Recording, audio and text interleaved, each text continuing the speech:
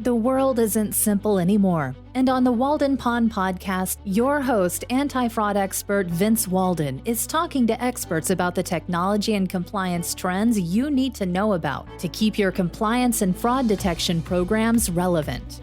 If you're looking for insights that are practical, timely, and innovative, welcome to the pond.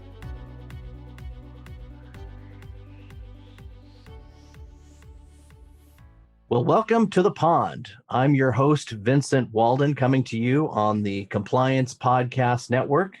With me today, I'm happy to have Bryan Judice, who's with Panasonic Avionics, and he's Senior Director of the Office of Ethics and Compliance. Welcome, Bryan.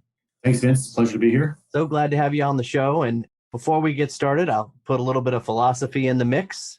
And, given your background and some of the cool things that you've done, and changes of courses, I thought this one might be appropriate from Thoreau. Think about this, audience. Many men go fishing all their lives without knowing that it's not fish they are after. Deep thoughts there by Thoreau. That's right. And it makes me sort of wonder, first of all, great to be part of the podcast. Do you have fans that are they're Waldenites or Walden Ponders of some sort? Because you kind of could do a deep thought Saturday Night Live sort of approach to this as well. We have a conference just kind of like the Disney following of characters. I'm just kidding. That's fine. No, but I think the quote is one I think that fits in all facets of life, especially from a professional one. And you're going to ask me about my background most likely, but I'll tell you that most of my thoughts growing up, and even as an adult, were to be an athlete. And most of my life was spent sort of preparing for that. But then I'm now in a position where I'm doing nothing related to athletics and more about data. So you never know where that's going to take you. So I was definitely going to a pond for a different purpose, but here I am now. But now you are ultimately after data, my friend. This is correct. That's Very right. correct. It served you well, which is my passion. So, well, let's jump in then. Tell us about your background and how you got to be at your current role at Panasonic Avionics. Yeah. So as I sort of alluded to, it never really was even top of mind or even a thought that I would be where I am. So I was an athlete, as I mentioned earlier. I did go to college after turning down an opportunity after being drafted to play Major League Baseball at high school. Went to college at Fresno State. I played baseball there. I then did leave Fresno State early to go play professional baseball in the Kansas City Royals organization, so awesome. Minor league baseball, which I would call professional bus riding for the most part. And then after a brief stint there playing baseball, went back to undergrad, had a few classes left, finished that, and then decided to go to USC, where I got my MBA. Hey, fight on. That's my alumni. Go Trojans, right? And so when I got to SC, essentially, business school at that time, they had transitioned the program. We're trying to make it sort of one of the top tier schools in the country, which is difficult, as I'm sure you're aware. And it was really a 2-year journey of networking, job searching, to be honest, working very hard to meet new people, do informational interviews with companies, and just figure out what in the world am I going to do after I'm no longer going to try to be an athlete. So that put me in front of a lot of really, really interesting people with interesting ideas on sort of what was going on. And I ultimately ended up meeting someone that worked for Price Waterhouse and what they call their disputes practice, telling me about his job was doing 8 or 9 different things, from bankruptcy work to valuations to investigations to real estate matters to insurance. And I was like, that sounds like something that's good for me. I don't know what I want to do. I get a lot of opportunity. I think I could do that. So I ultimately started my career at Price Waterhouse, that then became Price Waterhouse Coopers after the merger with Price and Coopers and Lybrand. And my entire career was really centered around data. And I guess I would say initially it's data analysis. The words forensic analysis or forensic data analysis really didn't pop up early in my career. Yep, right. And most of that was focused really on issues around either regulatory issues, whether it was a specific investigation I was doing for the SEC, an internal investigation for a company on some matter that was resulting in the need for an expert witness, where I served as an expert witness and also helped other partners that I worked with at PwC to be experts. And in those cases, you have to basically scour through tomes and tomes of data. And at that time, not terabytes, but more like gigabytes of data. But the idea was to understand it, to be able to identify trends and outliers. And that sort of approach shaped everything that I did going forward, from very small data sets to extremely large data sets, whether it was securitization modeling for large scale water flows for movies, TV, big studios, trying to get cash for future film slates. And I really didn't get into anything sort of what I would call consistent with compliance until you really started dealing with the remediation aspects of investigations with the SEC initially in my career. And it wasn't until I got involved with a portion of the Siemens matter where I truly saw what the entirety of a compliance investigation would look like, especially the parts that result in proactive compliance, the need for data, the need for the analytics to help you identify the information and where those risks may lie. And that sort of propelled me through most of my career at PwC. Fast forward to a few years ago, I had met the former chief compliance officer at Panasonic Avionics and knew that they were in the throngs of an SEC and DOJ investigation, and they were looking for help on a lot of different things to help build their program. And he asked me to come and talk to them about some of the things that we could do at PwC, the first of which was third-party due diligence. So we've had some conversations on what they were trying to accomplish, what types of specific tools and applications we could help them build, but also thinking more specifically about what they really wanted to accomplish in terms of identifying those third parties that they may think they had risk around. And then we also had a team of my colleagues at PwC that were also working with Panasonic Corporation to try to have a more broader view of what was going on at Panasonic. And they ended up getting traction pretty quickly. And we made a decision as an organization to stop the effort at Panasonic Avionics and to focus on the parent company instead. And so we were sort of told to stand down. But Panasonic Avionics kept asking if I wanted to sort of continue helping. And I was like, well, sure. They're like, we mean it in a different way. So we started the discussion about how I could help them. And then I soon realized they were basically asking me to come on board to help them through what was going to be the DOJ monitorship. And so I joined Panasonic Avionics in February of 2018. Monitorship officially started after the settlement announcements in April of 2018. Monitor first came on in September. And from there, that's how my journey started. Wow, what a journey. And yeah, you had quite a run at PwC. It was over a decade, right? I actually just escaped prior to 2 decades, almost 20 years at PwC. Yeah. Whew. Wow. Well, you've seen a lot of technology tools being deployed. And can you talk to the audience about what compliance processes are best suited for analytics that you've seen and how they work and how effective have they been? Yeah, I mean, I think we've both seen a lot in the timelines that we're talking about here in terms of, initially very sort of rudimentary, sometimes off the shelf, and, being a customer serving consultant where you basically try to do whatever they want. Sometimes you customize, sometimes you help them buy something and then do the best they can with what's available. Yeah. So I think when you talk about specific processes, especially if you're just starting out, you want stuff that's pretty discrete. You want something that's available. You need something where it's, clean data as best you know it, but you also want to have a good sense for the information you're trying to look into. And you want something that doesn't have a lot of different touch points or the data is dispersed across a bunch of different systems. You want something that's self-contained. So I think if we talk about things like travel and entertainment, gifts and hospitality, very singular compliance initiatives that are based on your policies or procedures that have many thresholds, things like that, those types of things are very easy to digest, to pull apart, and to be able to think about how you would visualize and then try to create analytics to help you identify where those things are that look like risks that you see as part of your program. And I think that's the way most companies sort of take that process and run forward. I love the threshold, but your point on, taking your policies, reading through them again and saying, what are the thresholds that we have and how do we know that they're actually working, that they're within those thresholds? And that was something I wanted to hone in on. So I think that's great. And this should be an active discussion because I think we've both done this long enough and there's so many different nuances to the way we see data and how it gets used that it's important to understand some of those differentiations along that path. But that's an important one. A lot of companies set these thresholds, some cases, very directly because they're looking at global regulatory requirements for countries, trying to be very specific to make sure they give guidance.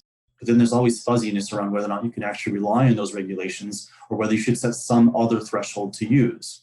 What companies usually find out when they try to go down the data analytics path is that the thresholds they set, either one, are being manipulated by their teams, or two, are grossly out of line with what the actual norm is that they should be allowing.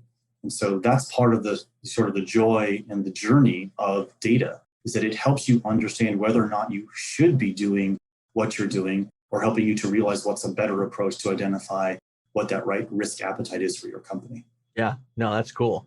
Well, I'm curious, switching gears from your monitorship perspective and the experiences that you've seen over the years, what business processes have you seen kind of work effectively for monitorships in today's kind of landscape? Or what can companies do better? I mean, I think it's sort of the age-old story in the sense that, the business processes that are focused on are a lot of the ones that we hear about either through reading the Wall Street Journal or other sort of publications around, the things that people do wrong in investigations. And I think the same considerations that we have for a monitorship apply to regular investigations, especially ones that involve the DOJ, in the sense that is, if you're in an active investigation with the DOJ, you're directly addressing those issues that were identified. When you make it to a monitorship, it's not because you did something good to get there. Obviously, you were not able to demonstrate that you had the proper controls in place or the overarching compliance foundation and effective program in place to demonstrate to the government that you could actually identify these issues through your regular process. And so in that sense, those business processes often rely on what the underlying components were of those factors or things that were identified during the investigation. So processes like third-party due diligence or TPRM, third-party risk management. Yep. That usually is one of the biggest ones. As you know, third parties essentially pop up in almost 90+% of all the investigations that happen out there. In monitorships, however, you don't get a pass for other components of things that weren't necessarily identified as part of your investigation. They're truly taking a holistic view at your compliance program. So the processes that you focus on literally are everything, from as simple as the clarity of your policies to whether or not people have access to them, whether they physically look at them or not, whether they're digestible, meaning they're easy to follow, easy to understand, are there guides that you need? And then the biggest piece really under all of this is you could have all of components, but if you don't have underlying internal controls, and I mean strong internal controls, in some cases, they want ones where you have basically book-ended controls. You might have an initial approval process at the front end of an existing transaction, but you don't have a back-end control. They sort of want to make sure you can demonstrate that you can do these things and do them really well. And I think for our experience and for other companies that I've helped in these sorts of situations, the analytics are meant to be indicative of you being able to explain how you identified the risks in your organization. So traditional identification through risk assessment, what you then did to gather that information. Was it reliable? Was it complete? Yeah. Did it have everything that you needed? And then how did you determine what it is you wanted to be able to evaluate or to monitor as you move forward? And then what did you do to adjust? And those are the things that we were able to sort of demonstrate by building out some dashboards and with other clients that I've had over the years, where those analytics become the focus and the basic underpinning of that program, where all the things you identify in your risk assessment, you address and you build, but then you follow, track, and monitor to make sure they're effective in the way they should be. And then you overarch that with a recurring cycle of assessments to adjust and to refine. See, that is a data-driven compliance program. And that's exactly the way it should work, right? The idea is music to my ears, man. Right, of course. Let me jump to the next topic because I was intrigued by, and I don't mean to put you on the spot, but last month you spoke at on an ACI panel, and you talked about the 5 things to know before securing buy-in and budgets for data-driven compliance, which I thought was kind of interesting. And I'd love to know, just real quick, can you recap those 5 things? And again, you could say pass if I'm putting you on the spot. What were those 5 things at a high level? No, I mean, I'm happy to respond because I was actually intrigued and very interested when I was asked to do this. I was trying to think, I can't remember ever seeing or attending a panel at a conference or even virtually where this was the discussion. And I was like, wait a minute, I've been asked to do this a lot in my career. I had to stand in front of boards or special committees of a board or an audit committee to talk about the need to implement some type of system or tool to use data for, but never been asked to do it this way. So I was like, this is kind of interesting. And I guess the thought process made sense once I understood what ACI was trying to accomplish. It was really a precursor conference for this upcoming data analytics conference that's coming up at the end of July. Right. And the thought process around it was, in order for you to be able to demonstrate the need for these tools in your organization requires you to have done essentially all of the legwork you would need to do to build one in the first place. And so the 5 questions were, what should you anticipate? What types of questions or concerns would the board raise to you or senior management would raise to you when you try to tell them that you need budget to do this thing you're asking them to do? So 1, what do you anticipate? 2, how do you demonstrate the business need and then what resources that you'll need to secure amidst what you'll almost always get are budget pressures specifically? Then it's about how can you walk through that board or senior management team of the underlying compliance, financial liability risks that may be presented to you, right? And there it's really important to have very concrete examples, specific risks, hopefully you've identified internally. If you're speaking more anecdotally, it's not going to really resonate with the board. The last 2 were 1, then highlighting what risk mitigation efforts or other interdepartmental efficiencies that you might have And that's, I think, an important point to stop on really quick, is that one way to truly get good buy-in organizationally is if you are aligned with other stakeholders within your organization that will benefit from and utilize the same data you're looking to essentially create tools for. Especially So like internal audit. Yeah, I see Exactly internal audit and finance and procurement often get behind this. It's a great point. Absolutely. And it's the best way to get buy-in, because one, usually in compliance, you're a cost center. If you're in legal and compliance, you're a cost center. You might be saving the company money ultimately, but nobody likes to hear that because you're not making them money directly. And so if you can get a department that is helping you to make money, even sales, for example, they then have budgets. They will leverage it. If you can help them in some way better see their own data and help you at the same time better understand it, then it's a win-win. And that's what you should try to do in all cases. And I think the last piece was to be very clear and very able to define your operational strategy for how you're going to roll it out. Very distinct timelines. If you're going to do initial pilots, if you will, communication strategy and such, to make sure they understand, what their concerns are. You have a plan in place. You know what resources you need. You know how to talk them through the underlying risks, what specific things you need to address to make sure that plan and that rollout of that plan is considerate of the operational experience of the organization, but also thoughtful in terms of who's involved. Yeah, right on. All right, well, we have time for one last question. And I always like to do this for the audience and ask you kind of what advice do you have for legal and compliance professionals listening to make that kind of big impact, whether it's in the second half of 2021 or 2022? What should they be thinking about for advancing their careers, their reputation, and ultimately helping their company improve their compliance program? That's a really good question. It's goal setting time for me too, so maybe this works for me as well. I think I would say two specific things. I think the first is, one, take on a task or initiative that is well beyond your comfort zone. And we talked about data here. A lot of compliance programs are really trying to run down that path, and a lot of compliance professionals just don't know where to start or feel uncomfortable. The best way to do it is to dive in and to make sure you're ready to think about expanding your thought process, your experience, and how you would basically change the way you work. And the idea is you got to immerse yourself in it. And I think the second thing I would say sort of dovetails with this is that I recommend that everyone, yourself and myself included, build relationships within the network, within legal and compliance. Don't be afraid to reach out to people that you see on panels or colleagues in other companies or friends that work in other organizations, or even if they're consultants for that matter. Take the opportunity to learn what they do, how they deal with issues, what tools, what applications they have, and how they've dealt with adversity, dealt with crises, dealt with issues that they didn't know how to address, or what problems they had with gathering data or using data.